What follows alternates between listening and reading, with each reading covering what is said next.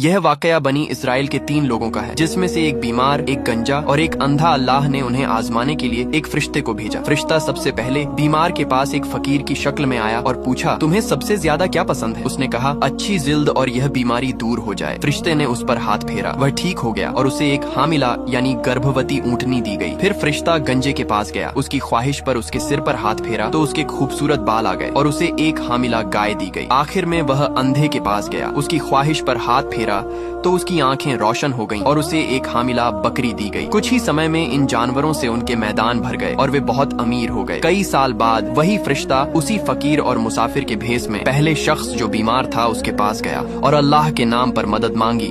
उसे उसकी पुरानी हालत याद दिलाई, लेकिन उस शख्स ने मदद देने से इनकार कर दिया और घमंड से कहा, यह दौलत तो मुझे मेरे बाप दादा से विरासत में मिली है। फरिश्ते ने कहा, अगर तू झूठा है तो अल्लाह तुझे वैसा ही कर दे जैसा तू पहले था। यही मामला दूसरे शख्स गंजे के साथ भी हुआ। उसने भी नाशुक्रगुजारी की और मदद से इनकार कर दिया। आखिर में फरिश्ता उस शख्स के पास गया जो अंधा था और अल्लाह के नाम पर मदद मांगी। यह सुनकर वह फौरन बोल उठा, हाँ, मैं अंधा था और अल्लाह ने मुझे रोशनी दी। मैं गरीब था और अल्लाह ने मुझे अमीर बनाया। तुम जितना चाहो ले लो, अल्लाह की कसम मैं तुम्हें नहीं रोकूंगा। इस पर फरिश्ते ने अपनी असलियत जाहिर की और कहा, अपना माल अपने पास रखो, तुम लोगों का सिर्फ इम्तिहान लिया गया था। अल्लाह तुमसे राजी हो गया और तुम्हारे दोनों साथियों से नाराज हो गया। ये वाकया हमें सिखाती है कि अल्लाह जब नेमतें देता है तो वह हमारी आजमाइश होती है कि हम शुक्रगुजार बनते हैं या घमंडी और एहसान फरामोश।